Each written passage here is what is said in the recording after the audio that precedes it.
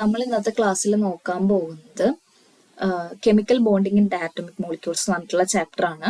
അപ്പൊ ഇവിടെ നമുക്ക് മെയിൻ ആയിട്ട് നോക്കാനുള്ളത് എന്താണെന്ന് വിചാരിച്ചിട്ടുണ്ടെങ്കിൽ രണ്ട് തിയറീസ് ആണ് പഠിക്കാനുള്ളത്. കെമിക്കൽ ബോണ്ടിങ് എക്സ്പ്ലെയിൻ ചെയ്യാൻ വേണ്ടിയിട്ട് നമ്മൾ കൊണ്ടുവന്നിട്ടുള്ള രണ്ട് മെയിൻ ആയിട്ടുള്ള തിയറീസ് ആണ് valence bond theory and molecular orbital theory. അപ്പോൾ VBTയും അതുപോലെ തന്നെ MO ഈ തിയറംസ് ആണ് ഏറ്റവും ബോണ്ടിങ് നമുക്ക് ഏറ്റവും കൂടുതൽ നന്നായി എക്സ്പ്ലെയിൻ ചെയ്യാൻ വേണ്ടിയിട്ട് സഹായിച്ചിട്ടുണ്ടായിരുന്ന രണ്ട് തിയറീസ്. അപ്പോൾ ഇവരുടെ രണ്ടുപേരുടെയും ക്വാണ്ടം മെക്കാനിക്കൽ ട്രീറ്റ്മെന്റ് ആണ് നമുക്ക് പഠിക്കാനുള്ളത്. അത് നമ്മൾ അപ്ലൈ ചെയ്യുന്നുണ്ടായിരിക്കുക H2 അതുപോലെ തന്നെ H2+ അയോൺ എന്ന് പറഞ്ഞിട്ടുള്ള ഈ ഒരു മോളിക്കുലാർ അയോണിന് വേണ്ടിയിട്ട് ഈ രണ്ട് ആൾക്കാർക്കാണ് നമ്മൾ ഈ രണ്ട് തിയറംസ് അപ്ലൈ ചെയ്യുന്നുണ്ടായിരിക്കും. ഇതാണ് ഇവിടുത്തെ മെയിൻ ആയിട്ടുള്ള ഇമ്പോർട്ടൻ്റ് ആയിട്ടുള്ള രണ്ട് ടോപ്പിക്. essay ക്വസ്റ്റ്യൻ ആയിട്ട് ചോദിക്കാറുണ്ട്, ഇമ്പോർട്ടൻ്റ് ആണ്. പിന്നെ നമുക്ക് അതിൽ പഠിക്കാനുള്ളത് നമുക്ക് എങ്ങനെയാണോ ഈ ഒരു ഡയാറ്റോമിക് മോളിക്യൂൾസിന്റെ മോളിക്കുലാർ എനർജി ഡയഗ്രാംസ് എങ്ങനെ വരയ്ക്കാനായിട്ട് സാധിക്കും. ഈ ഒരു ഡയാറ്റോമിക് മോളിക്യൂൾസിന്റെ MO ഡയഗ്രാംസ് വരയ്ക്കണം. കുറച്ച് ആൾക്കാരുടെ എക്സാമ്പിൾസ് ഉണ്ട്, അതും കൂടി നമുക്ക് പഠിക്കാനുണ്ട്. പിന്നെ അതിൽ വരുന്നത് കുറച്ച് സ്പെക്ട്രോ ഗ്രൗണ്ട് ടേംസ് സിമ്പിൾസ് കണ്ടുപിടിക്കുക. അതുപോലെ കോർഡിനേഷനിൽ വരുന്ന കുറച്ച് ടോപ്പിക്സ് ഇതിൽ വരുന്നുണ്ട്, കോറിലേഷൻ ഡയഗ്രാം എന്നൊക്കെ പറഞ്ഞിട്ടുള്ളത്. ഇപ്പോൾ ഇതിലെന്ന് പറയുമ്പോൾ നമുക്ക് ഏറ്റവും ആദ്യം ഈ ഒരു രണ്ട് മൂന്ന് ഡെറിവേഷൻ കഴിഞ്ഞ് കഴിഞ്ഞിട്ടുണ്ടെങ്കിൽ ബാക്കിയൊക്കെ നമുക്ക് എവിടെയെങ്കിലും വെച്ചിട്ട് കേട്ട് പരിചയമെങ്കിലുള്ള ടോപ്പിക്കുകളായിരിക്കും.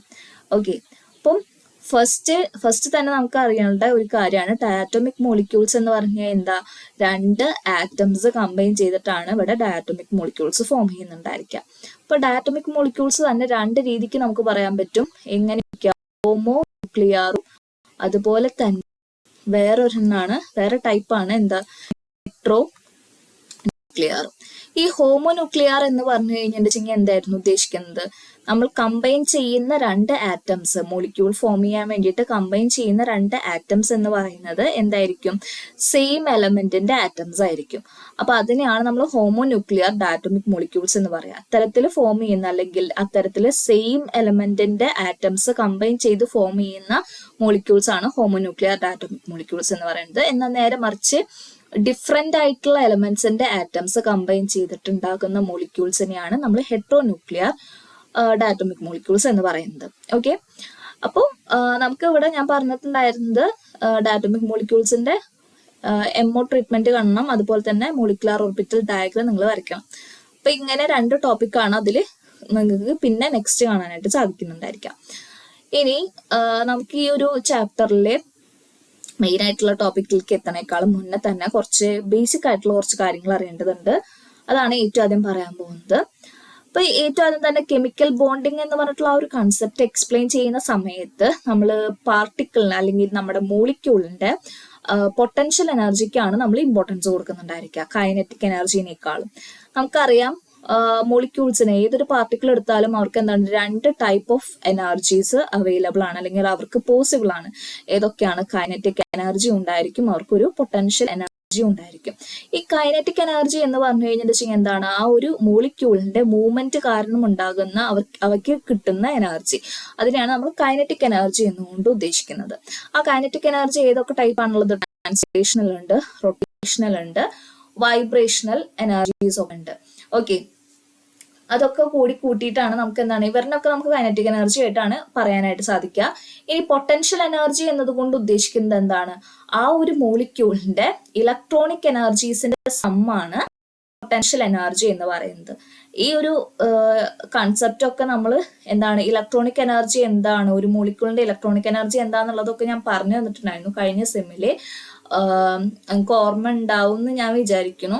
അതായത് നമ്മൾ ആ ഒരു സ്പെസിഫിക് ആയിട്ട് പറഞ്ഞു കഴിഞ്ഞിട്ടുണ്ടെങ്കിൽ പൊട്ടൻഷ്യൽ എനർജി സർഫസസ് അല്ലെങ്കിൽ പൊട്ടൻഷ്യൽ എനർജി ഡയഗ്രാം എക്സ്പ്ലെയിൻ ചെയ്തപ്പോൾ പറഞ്ഞിട്ടുണ്ടായിരുന്നു. ഓക്കെ, ഒന്നും കൂടി പറയാം. നമുക്ക് ഈ ഒരു പൊട്ടൻഷ്യൽ എനർജി ഡയഗ്രാം ആണ് താഴെ കൊടുത്തിട്ടുള്ളത്. ഈ ഒരു ഡയഗ്രാം നോക്കി കഴിഞ്ഞിട്ടുണ്ടെങ്കിൽ നമ്മുടെ മോളിക്യൂളിന്റെ പൊട്ടൻഷ്യൽ എനർജി Y ആക്സിസിലും ഇവിടെ ഈ ഒരു X ആക്സിസ് ആയിട്ട് നമ്മൾ എടുത്തിട്ടുള്ളത് ഇന്റർ ന്യൂക്ലിയർ ഡിസ്റ്റൻസ് ആയിട്ടുള്ള R ആണ്. R എന്ന് പറഞ്ഞിട്ടാണ് നമ്മൾ റെപ്രസെന്റ് ചെയ്യുന്നത്. R ഉം പൊട്ടൻഷ്യൽ എനർജിയും തമ്മിലുള്ള ഒരു ഗ്രാഫിക്കൽ റെപ്രസെൻറ്റേഷൻ, അതിനെയാണ് നമ്മൾ എന്ത് പറയുന്നത്, പൊട്ടൻഷ്യൽ എനർജി ഡയഗ്രാം എന്നതുകൊണ്ട് ഉദ്ദേശിക്കുന്നത്. ഓക്കെ, ഇപ്പൊ ഇവിടെ പൊട്ടൻഷ്യൽ എനർജി എന്ന് പറയുന്നത് എന്താണ്, sum of its electronic energy, അതായത് ഒരു മോളിക്യൂളിന്റെ പൊട്ടൻഷ്യൽ എനർജി എന്ന് പറയുന്നത് അതിന്റെ ഇലക്ട്രോണിക് എനർജിയുടെ സം ആണെന്ന് പറഞ്ഞു. അതെങ്ങനെയൊക്കെയാണെന്ന് വിചാരിച്ചാൽ നമുക്കറിയാം എയും ബിയും രണ്ട് ആറ്റംസ് ആണ്. ആ ആറ്റത്തിനെ അവര് രണ്ടുപേരും അടുത്തടുത്ത് കമ്പൈൻ ചെയ്യാൻ വേണ്ടിയിട്ട് അടുത്തടുത്ത് വരുന്ന സമയത്ത് അവരുടെ ന്യൂക്ലിയസ്, രണ്ടാൾക്കാരുടെ ന്യൂക്ലിയസ് തമ്മിൽ എന്താണ്, ഒരു റിപ്പൾസീവ് ഫോഴ്സ് ഉണ്ടായിരിക്കും. രണ്ടാൾക്കാരുടെ ഇലക്ട്രോൺസ് തമ്മിൽ എന്താണ്, ഒരു റിപ്പൾസീവ് ഫോഴ്സ് ഉണ്ടായിരിക്കും. എന്നാൽ നേരെ മറിച്ച് എയുടെ ന്യൂക്ലിയസും ബിയുടെ ഇലക്ട്രോണും തമ്മിൽ എന്താണ്, ഒരു അട്രാക്റ്റീവ് ഫോഴ്സ് ഉണ്ടായിരിക്കും. അതുപോലെ തന്നെ നേരെ തിരിച്ച് ബിയുടെ ന്യൂക്ലിയസും എയുടെ ഇലക്ട്രോണും തമ്മിൽ എന്താണ്, ഒരു അട്രാക്റ്റീവ് ഫോഴ്സ് ഉണ്ടായിരിക്കും. അപ്പോൾ ഇത്തരത്തിലുള്ള ആൾക്കാരിനാണ്, ഈ ഒരു എനർജി ഇന്ററാക്ഷൻ ആണ് നമ്മൾ ഇലക്ട്രോണിക് എനർജി എന്നതുകൊണ്ട് ഉദ്ദേശിക്കുന്നത്. അത്തരത്തിലുള്ള എനർജിയുടെ സമ്മാണ് നമ്മൾ പൊട്ടൻഷ്യൽ എനർജി ആയിട്ട് നമ്മൾ കൺസിഡർ ചെയ്യുന്നത്. ഓക്കെ, ഇനി ഇവിടെ നോക്കുക, ഈ ഒരു പൊട്ടൻഷ്യൽ എനർജി കർവാണ് ഇനി അടുത്തതായിട്ട് എക്സ്പ്ലെയിൻ ചെയ്യേണ്ടത്. എയും ബിയും, ഇത് നമുക്ക് അറിയാവുന്ന കാര്യമാണ്, ഒന്നും കൂടി പറയണമെന്നുള്ളൂ. എയും ബിയും രണ്ട് ആറ്റംസ് ആണ്. ഈ രണ്ട് ആറ്റംസ് ആണ് നമ്മൾ എ ബി എന്ന് പറഞ്ഞിട്ടുള്ള മോളിക്യൂൾസ് ഫോം ചെയ്യാൻ വേണ്ടിയിട്ട് എടുക്കുന്നത്. അല്ലെങ്കിൽ ഞാനിപ്പോൾ സെയിം എന്താണ്, ഹോമോന്യൂക്ലിയർ ആയിട്ടുള്ള ഡയറ്റോമിക് മോളിക്യൂൾ ആണെങ്കിൽ എയും എയും ഇത് ഫസ്റ്റത്തെ ഇതെന്ന് പറയുന്നത് എന്താണ്, എയുടെ ആറ്റാണ്. അതുപോലെ തന്നെ ഇതെന്ന് പറയുന്നതും എയുടെ ആറ്റാണ്. ഇവർ രണ്ടുപേരും കൂടിയിട്ട് കമ്പൈൻ ചെയ്യാണ്. ഇവർ രണ്ടുപേരും കൂടിയിട്ട് കമ്പൈൻ ചെയ്യാൻ വേണ്ടിയിട്ട് ഏറ്റവും ആദ്യം അവരെന്താണ്, ഒരു സ്പെസിഫിക് ഡിസ്റ്റൻസ് ഉണ്ടായിരിക്കും അവർ തമ്മിൽ. പിന്നീട് അവരുടെ ആ ഒരു ഇന്റർ ന്യൂക്ലിയർ ഡിസ്റ്റൻസ് എന്താണ്, കുറഞ്ഞു വരികയാണ് ചെയ്യുന്നത്. അവരെ അടുത്തേക്ക് വരും തോറും അവരുടെ എനർജി കുറഞ്ഞു വരും. ഈ എനർജി കുറഞ്ഞു വരാൻ കാരണം ഇവിടെ നേരത്തെ ഞാൻ പറഞ്ഞിട്ടുണ്ടായിരുന്ന അട്രാക്റ്റീവ് ഫോഴ്സ്, ഒരാളുടെ ന്യൂക്ലിയസും മറ്റാളുടെ ഇലക്ട്രോണും തമ്മിലുള്ള ഒരു അട്രാക്റ്റീവ് ഫോഴ്സ്, ആ ഫോഴ്സ് ആണ് ഇവിടുത്തെ റിപ്പൾസീവ് ഫോഴ്സിനേക്കാളും കൂടുതലായിട്ട് ആക്ട് ചെയ്യുക. അതുകൊണ്ടാണ് ഈ ഒരു ഏരിയയിൽ, ഈ ഒരു ഭാഗത്ത് അട്രാക്റ്റീവ് ഫോഴ്സിനായിരിക്കും റിപ്പൾസീവ് ഫോഴ്സിനേക്കാളും കൂടുതലായിട്ട് അവരെ ആക്ട് ചെയ്യുന്നുണ്ടായിരിക്കാം. അതുകൊണ്ട് അവിടെ മോസ്റ്റ് സ്റ്റേബിൾ ആയിട്ടുള്ള ഒരു സ്റ്റേറ്റിലേക്ക് എത്തും, ഹാവിങ് മിനിമം എനർജി നല്ല സ്റ്റെബിലിറ്റി ഉള്ള ഒരു സ്റ്റേറ്റിലേക്ക് എത്തുന്നു. അവിടെ വെച്ചിട്ട് നമ്മുടെ മോളിക്യൂള് ഫോം ചെയ്തു.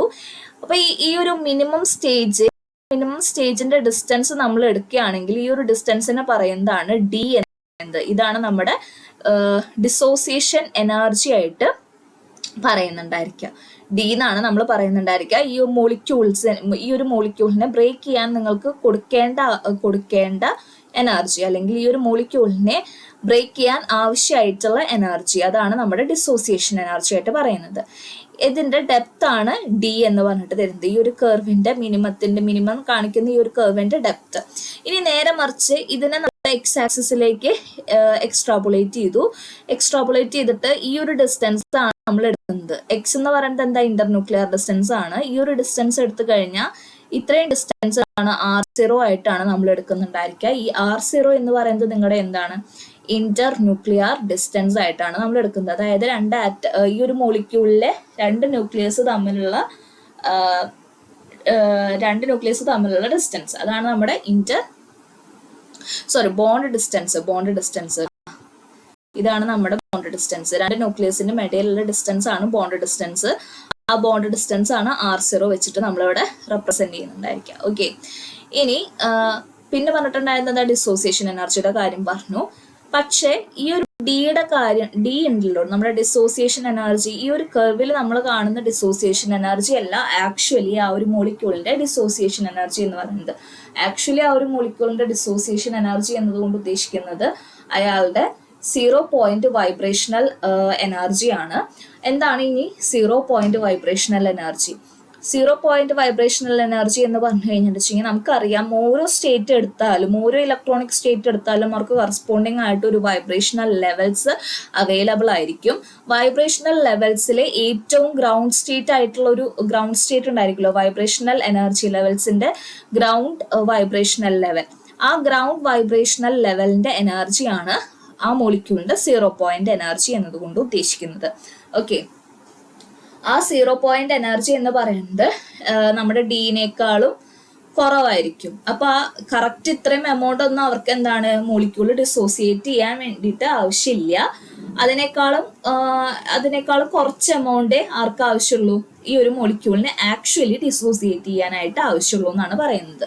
അപ്പൊ ഒന്നും കൂടി ഈ ഒരു പോയിന്റ് പറയാം. നമ്മുടെ ഈ ഒരു പൊട്ടൻഷ്യൽ എനർജി ഡയഗ്രാം നോക്കിക്കഴിഞ്ഞാൽ അതിൽ ഈ കിട്ടുന്ന മിനിമം കർവില്ലേ, ആ ഒരു മിനിമം പോയിന്റിലേക്കുള്ള ഡെപ്ത്, ഈ ഒരു കർവിന്റെ ഡെപ്ത് നോക്കിക്കഴിഞ്ഞാൽ ആ ഡെപ്ത് ആണ് നമ്മൾ ഡിസോസിയേഷൻ എനർജി ഡി ആയിട്ട് നമ്മൾ റെപ്രസെന്റ് ചെയ്യുന്നുണ്ടായിരിക്കുക. എന്നാൽ നേരെ മറിച്ച്, അതായത് ആ ഒരു മോളിക്യൂളിനെ ഡിസോസിയേറ്റ് ചെയ്യാൻ അത്രയും എമൗണ്ട് എനർജി നമ്മൾ കൊടുക്കണം. പക്ഷെ എന്നാൽ നേരെ മറിച്ച് എന്തുണ്ടാവും, അത്രയും എമൗണ്ട് എനർജിയുടെ ആവശ്യം ഇല്ല ഇയാൾക്ക് ഡിസോസിയേറ്റ് ചെയ്യാൻ വേണ്ടിയിട്ട്. അതിനേക്കാളും മുന്നേ ആ ഒരു എമൗണ്ട് എനർജിനേക്കാളും കുറവ് എനർജി മതി ഇയാൾക്ക് ഡിസോസിയേറ്റ് ചെയ്യാൻ. അപ്പോൾ ആക്ച്വലി നമ്മുടെ മോളിക്യൂള് ഡിസോസിയേറ്റ് ചെയ്യുന്ന എനർജിയാണ് D0. ഈ D0യുടെ വാല്യൂ കിട്ടാൻ വേണ്ടിയിട്ട് നമ്മൾ എന്താണ് 0 വൈബ്രേഷണൽ എനർജി എടുത്താൽ മതി. എന്താണ് 0 വൈബ്രേഷണൽ എനർജി? 0 വൈബ്രേഷണൽ എനർജി എന്ന് പറഞ്ഞു കഴിഞ്ഞിട്ടുണ്ടെങ്കിൽ നമ്മുടെ ഗ്രൗണ്ട് സ്റ്റേറ്റ് വൈബ്രേഷണൽ ലെവൽ ഉണ്ടായിരിക്കും. അതിന് കറസ്പോണ്ടിങ് ആയിട്ടുള്ള എനർജിയാണ് നമ്മുടെ 0 വൈബ്രേഷണൽ എനർജി എന്ന് പറയുന്നത്. അത് D0 വെച്ചിട്ടായിരിക്കും നമ്മൾ റെപ്രസെന്റ് ചെയ്യുന്നുണ്ടായിരിക്കുക. That is D is always greater than D0. നല്ല ഇങ്ങനെ ഫാർ ഗ്രേറ്റർ ദാൻ എന്ന് പറയാൻ പറ്റില്ല. T എന്ന് പറയുന്നത് എന്തായാലും D0നേക്കാളും വലുതായിരിക്കും എന്നാണ് പറയുന്നത്. ഓക്കെ, അത്രയാണ് നമുക്ക് എന്താണ് ഈ ഒരു ഡയറ്റോമിക് മോളിക്യൂളിന്റെ ആ ഒരു ബോണ്ടിങ്ങിന്റെ കാര്യം നമുക്ക് ഒരു ഇൻട്രോ പാർട്ടായിട്ട് നമുക്ക് പറയാൻ പറ്റാം. ഇനി ഈ ഒരു ഫസ്റ്റ് ചാപ്റ്ററിൽ അല്ലെങ്കിൽ ഈ ഒരു ചാപ്റ്ററിൽ മെയിൻ ആയിട്ടുള്ള ആദ്യത്തെ ടോപ്പിക് എന്ന് പറയുന്നത് ബോൺ ഒപ്പന്നിമർ അപ്രോക്സിമേഷൻ ആണ്. ബോൺ ഒപ്പന്നിമർ അപ്രോക്സിമേഷൻ കേട്ട് കാണണം, എന്താന്ന് നോക്കാം. ഈ ഒരു molecular Schrödinger equation H∪psi = E∅ എന്ന് പറഞ്ഞിട്ടുള്ള ഈ ഒരു ഇക്വേഷൻ എന്ന് പറയുന്നത് നമുക്ക് എന്താണ്, ഈവൻ ലൈറ്റ് ആറ്റത്തിന് പോലും എന്താണ് ഇതിന്റെ സൊല്യൂഷൻ കണ്ടുപിടിക്കുക എന്ന് പറയുന്നത്, എക്സാക്ട് സൊല്യൂഷൻ കണ്ടുപിടിക്കുക എന്ന് പറയുന്നത് അത്രയും കോംപ്ലിക്കേറ്റഡ് ആയിട്ടുള്ള ഒരു പ്രോസസ്സാണ്. ഓക്കെ, ബുദ്ധിമുട്ടാണ് കണ്ടുപിടിക്കുക, അതിന്റെ സൊല്യൂഷൻ കണ്ടുപിടിക്കുക എന്ന് പറയുന്നത് ബുദ്ധിമുട്ടാണ്. ഈ H∪psi = E∅ എന്ന് പറഞ്ഞിട്ടുള്ള ഈ ഒരു ഇക്വേഷനിൽ H∪ പറയുന്നത് എന്താണ്, നമ്മുടെ ഹാമിൽട്ടോണിയൻ ഓപ്പറേറ്റർ ആണ്. Psi എന്ന് പറയുന്നത് എന്താണ്, കറസ്പോണ്ടിങ് ആയിട്ടുള്ള വേവ് ഫംഗ്ഷൻ. ഇപ്പൊ ഈ ആറ്റത്തിന്റെ കേസാണ് പറയണെങ്കിൽ ആറ്റത്തിന്റെ വേവ് ഫംഗ്ഷൻ ആണ്. E എന്ന് പറയുന്നത് എന്താണ്, ഐഗൻ വാല്യൂ ആണ്. പിന്നെ എന്താണ് Psi എന്ന് പറയുന്നത്, അതായത് എനർജിയുടെ വാല്യൂ ആണ്. ഇവിടുത്തെ ഈ ഒരു ഐഗൻ ഫംഗ്ഷന് റെസ്പോണ്ടിങ് ആയിട്ടുള്ള ഐഗൻ വാല്യൂ ആണ് ഇതിൽ ഈ ഒരു E എന്ന് പറയുന്നത്. H∪ റെസ്പോണ്ടിങ് ആയിട്ടുള്ള ഐഗൻ വാല്യൂ എന്ന് പറയുന്നത് എന്താണ്, എനർജി ആണ്. ഓക്കെ, അതായത് ഹാമിൽട്ടോണിയൻ ഓപ്പറേറ്ററിന് കറസ്പോണ്ടിങ് ആയിട്ടുള്ള വാല്യൂ ആണ് E എന്ന് പറയുന്നത്. ഇവിടുത്തെ Psi എന്ന് പറയുന്നത് എന്താണ്, നമ്മുടെ wave function of that atom. Okay, അപ്പൊ ഈ ഒരു ഇക്വേഷൻ, ഷ്രോഡിഞ്ചർ ഇക്വേഷൻ, ലൈറ്റ് ആറ്റത്തിന് പോലും എക്സാക്ട് ആയിട്ട് സൊല്യൂഷൻ കണ്ടുപിടിക്കുക എന്ന് പറയുന്നത് എന്താ, ഇതിന്റെ സൊല്യൂഷൻ കണ്ടുപിടിക്കുക എന്ന് പറയുന്നത് അത്രയും കോംപ്ലിക്കേറ്റഡ് ആയിട്ടുള്ള ഒരു പ്രോസസ്സാണ്. ഓക്കെ, ഇനി നെക്സ്റ്റ് നമ്മൾ എന്താണ്, മോളിക്യൂൾ. അപ്പോൾ അത്രയും ലൈറ്റ് ആയിട്ടുള്ള ആറ്റത്തിന് പോലും ഇത് കണ്ടുപിടിക്കാൻ പറ്റുന്നില്ല. അതിന് പോലും ഈ ഒരു ഇക്വേഷൻ കറക്റ്റ് ആയിട്ട് എന്താണ്, എക്സാക്റ്റ് ആയിട്ട് സോൾവ് ചെയ്യാൻ നമ്മളെ കൊണ്ട് പറ്റുന്നില്ല. അപ്പൊ പിന്നെ മോളിക്യൂൾ എന്ന് പറയുന്നത് എന്താണ്, ഈ ആറ്റത്തിനേക്കാളും കുറച്ചും കൂടി കോംപ്ലിക്കേറ്റഡ് ആയിട്ടുള്ള ആൾക്കാരാണ്. അപ്പൊ അതുകൊണ്ട് തന്നെ അവർക്ക് നമുക്ക് എന്താ എക്സാക്ട് സൊല്യൂഷൻ കണ്ടുപിടിക്കല് പോസിബിൾ ആവില്ല എന്നാണ് പറയുന്നത്. അപ്പോൾ ഇതിലെ ഒരു മോളിക്യൂളിന്റെ ഹാമിൽട്ടോണിയൻ H∪ എന്ന് പറയുന്നത് ഇങ്ങനെയാണ് നിങ്ങൾക്ക് എഴുതാൻ പറ്റുക: T∪, Te∪, VE∪, VEn∪, VNn∪. ഇവരുടെ ഒക്കെ സമ്മാണ് നമ്മുടെ Hamiltonian operator for a molecule എന്ന് പറയുന്നത്. ഇനി ഇതിലെ ഓരോ ടേമും എന്താന്നുള്ളത് നോക്കണം. Tn അടിയിൽ എഴുതിയിട്ടുണ്ട്. Tn∪ എന്ന് പറയുന്നത് നമ്മുടെ kinetic energy operator for the ന്യൂക്ലിയസിന് കറസ്പോണ്ടിങ് ആയിട്ടുള്ള കൈനറ്റിക് എനർജി ഓപ്പറേറ്റർ ആണ് Tn∪ എന്ന് പറയുന്നത്.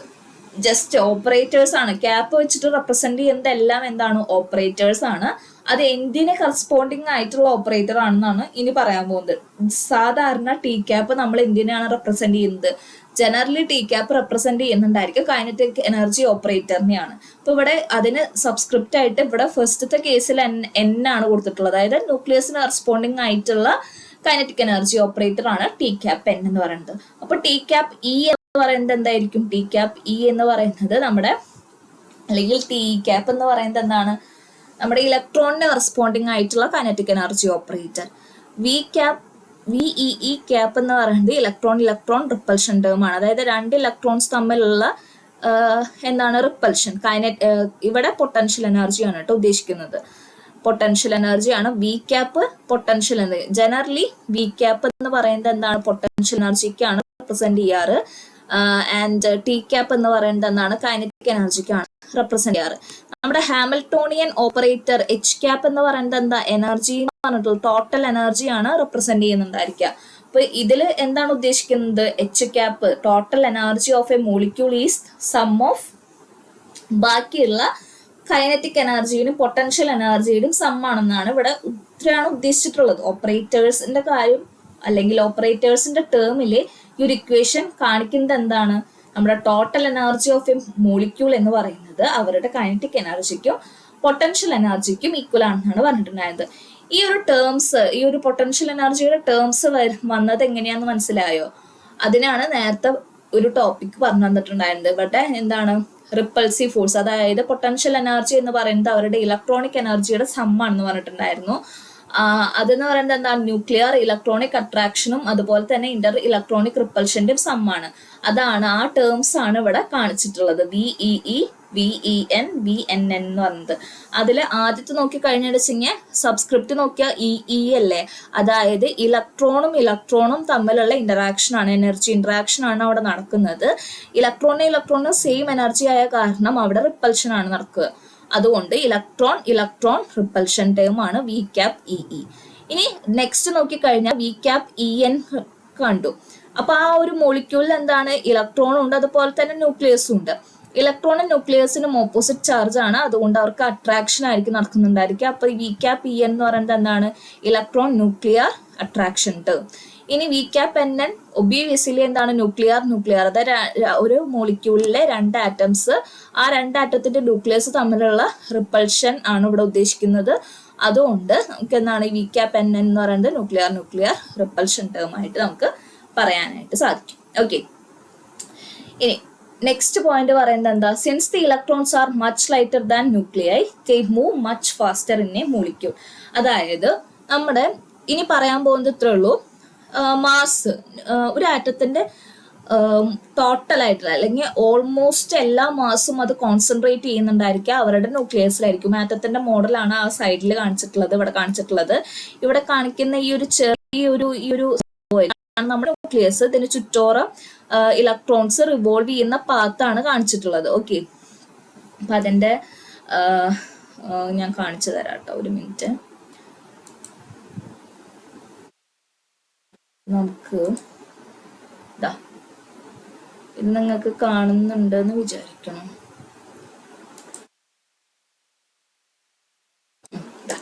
ഇത് നോക്കിക്കഴിഞ്ഞിട്ടുണ്ടെങ്കിൽ ഏറ്റവും കൂടുതൽ ഇതാണ് അതിന്റെ ഒരു 3D മോഡൽ എന്ന് പറയാൻ പറ്റില്ല, എന്നാലും നമുക്ക് എന്താണ് ഒരു ആറ്റത്തിന്റെ ഒരു മോഡലാണ് ഇവിടെ കാണിച്ചിട്ടുള്ളത്.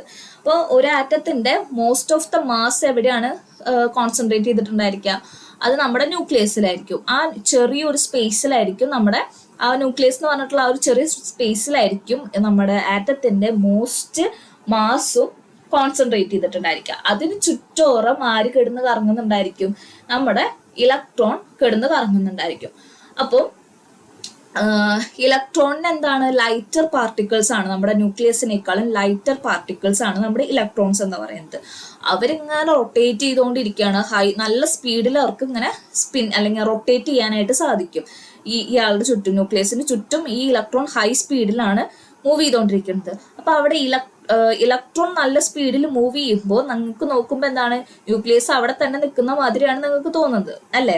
അതായത് ന്യൂക്ലിയസിന് ഇലക്ട്രോണിന് കമ്പാരിറ്റീവ്ലി ഹൈ മാസ് ആണുള്ളത്. അവർക്ക് ഇലക്ട്രോൺസിന്റെ അത്രയും മാസ് എന്താണ് സ്പീഡില് നമുക്ക് മൂവ് ചെയ്യാനായിട്ട് സാധിക്കില്ല എന്നാണ് പറയുന്നത് അല്ലെ? ലൈറ്റർ ബോഡീസ് അല്ലേ, അതിനാൽ അവർക്കല്ലേ സ്പീഡ് കൂടുതലുണ്ടായിരിക്കുക. മാസ് കൂടുന്തോറും അവർക്ക് മൂവ് ചെയ്യാനുള്ള ടെൻഡൻസി കുറഞ്ഞു വരികയല്ലേ ചെയ്യാം. ഫിസിക്സിലൊക്കെ നമ്മൾ പഠിച്ചിട്ടുണ്ട്.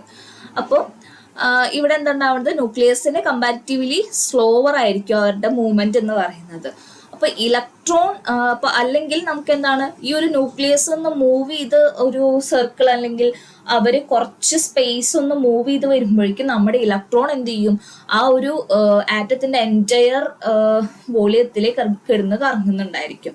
ഓക്കെ, ഇതിലിപ്പോ ഈ ഒരു ഓർബിറ്റ് പോലെയാണ്, ഓർബിറ്റൽ മോഷൻ പോലെയാണ് ഇലക്ട്രോൺ കാണിച്ചിട്ടുള്ളത്. നമുക്ക് എന്താണ് അങ്ങനെയല്ല, ക്വാണ്ടം മെക്കാനിക്കലി നമ്മൾ എന്താണ് അതിന് ചുറ്റോറും ഒരു ഇലക്ട്രിക്കൽ വേവ്സിന്റെ പോലെ ആയിരിക്കും നമുക്ക് അവിടെ മൂവ്മെന്റ് പോസിബിൾ ആയിട്ടുള്ളത്. അതായത് ഈ ഒരു എൻറ്റയർ ആറ്റത്തിന്റെ ഉള്ളിൽ കൂടെ ആർക്ക് മൂവ് ചെയ്യാം, ഇലക്ട്രോണിന് മൂവ് ചെയ്യാനുള്ള കപ്പാസിറ്റി ഉണ്ട്. എന്നാൽ ന്യൂക്ലിയസിന് കമ്പാരിറ്റീവ്ലി ആ ഒരു കപ്പാസിറ്റി കുറവാണ്, മൂവ്മെന്റിനുള്ള കപ്പാസിറ്റി കുറവാണ്. കാരണം ആള് കുറച്ച് ഹെവി ആയിട്ടുള്ള ആളാണ്. ഇലക്ട്രോൺ എന്ന് പറയുന്നത് എന്താണ്, സ്മോൾ ആയിട്ടുള്ള പാർട്ടിക്കിൾസ് ആണ്. അതുകൊണ്ട് തന്നെ നമ്മൾ ഇവിടെ എടുക്കുന്ന അപ്രോക്സിമേഷൻ എന്ന് പറയുന്നത് ന്യൂക്ലിയസ് മൂവ് ചെയ്യുന്നില്ല ഇലക്ട്രോൺസ്, എന്നാൽ അത് ആ ന്യൂക്ലിയസ് അവിടെ തന്നെ നിൽക്കുകയായിരിക്കും, അതിന്റെ പൊസിഷൻ ഏതാണോ അവിടെ തന്നെ നിൽക്കുകയാണെന്നാണ് നമ്മൾ അപ്രോക്സിമേറ്റ് ചെയ്യുക, അല്ലെങ്കിൽ നമ്മൾ വിചാരിക്കുന്നുണ്ടായിരിക്കാം. ഇനി നേരെ മറിച്ച് ഇലക്ട്രോൺസിന് എന്ത് ചെയ്യാൻ പറ്റും, ഇലക്ട്രോൺസിന് ആ ഒരു എൻറ്റയർ ആറ്റത്തിന്റെ ഉള്ളിൽ കൂടെ ഇങ്ങനെ കറങ്ങി നടക്കാനായിട്ട് സാധിക്കുന്നതാണ് പറയുന്നത്. ഓക്കെ, ഇതാണ് നമ്മുടെ എന്ത് ബോൺ ഒപ്പന്ഹൈമർ അപ്രോക്സിമേഷൻ എന്ന് പറയുന്നത്. ഒരു വട്ടം കൂടി പറയാം, നമ്മുടെ ഇലക്ട്രോൺസ് എന്ന് പറയുന്നത് എന്താണ്, ഇലക്ട്രോൺസ് എന്ന് പറയുന്നത് ലൈറ്റർ ആയിട്ടുള്ള പാർട്ടിക്കിൾസ് ആണ്. അതുകൊണ്ട് തന്നെ അവർക്ക് എന്താണ് മെനി സൈക്കിൾസ് ഓഫ് മോഷൻ നടത്താനായിട്ട് സാധിക്കും. അതായത് അവരിങ്ങനെ കറങ്ങിക്കൊണ്ടിരിക്കുകയായിരിക്കും. അതുകൊണ്ട് തന്നെ ഒന്നിൽ കൂടുതൽ അല്ലെങ്കിൽ വളരെയധികം സൈക്കിൾ അവർ കംപ്ലീറ്റ് ചെയ്ത് കഴിയുമ്പോഴാണ്, അവരുടെ ആ ഒരു മോഷൻ കുറെ സൈക്കിൾ കംപ്ലീറ്റ് ചെയ്യുമ്പോഴായിരിക്കും നമ്മുടെ ന്യൂക്ലിയസിന്റെ ഒരു സൈക്കിൾ കംപ്ലീറ്റ് ചെയ്യുന്നുണ്ടായിരിക്കുക. അതുകൊണ്ട് തന്നെ നമുക്ക് എന്താണ് ന്യൂക്ലിയസ് ഒരു കോൺസ്റ്റന്റ് ആയിട്ട് അല്ലെങ്കിൽ അവർ മൂവ് ചെയ്യുന്നില്ല എന്നുള്ള രീതിക്ക് നമ്മൾ ഒരു അപ്രോക്സിമേഷൻ എത്തുകയാണ് ചെയ്യുന്നത്. നേരെ മറിച്ച് നമ്മുടെ ഇലക്ട്രോൺസിന് അവിടെ എന്താണ് എൻറ്റയർ ആ ഒരു സ്പേസിൽ, ആറ്റത്തിന്റെ ആ ഒരു എൻറ്റയർ സ്പേസിൽ മൂവ് ചെയ്യാൻ പറ്റുന്നതാണ് പറയുന്നത്. ഇതിനെയാണ് നമ്മൾ എന്ത് പറയുന്നത്, ബോൺ ഒപ്പന്ഹൈമർ അപ്രോക്സിമേഷൻ എന്ന് പറയുന്നത്. അപ്പൊ ഈ നേരത്തെ കണ്ടിട്ടുണ്ടായിരുന്ന ഈ ഒരു ഇക്വേഷൻ ഉണ്ടല്ലോ, ഈ ഇക്വേഷനിലെ നമ്മുടെ ന്യൂക്ലിയസിന്റെ ടേമിനെയും അതുപോലെ തന്നെ ഇലക്ട്രോണിന്റെ ഇന്ററാക്ഷനെ നമുക്ക് സെപ്പറേറ്റ് ചെയ്യാനായിട്ട് സാധിക്കും. Okay, we cannot separate the Schrodinger equation for a molecule into two separate equations, one depending upon the electronic motion and the other on the static nuclear position. This approximation is known as Born-Oppenheimer approximation. Okay.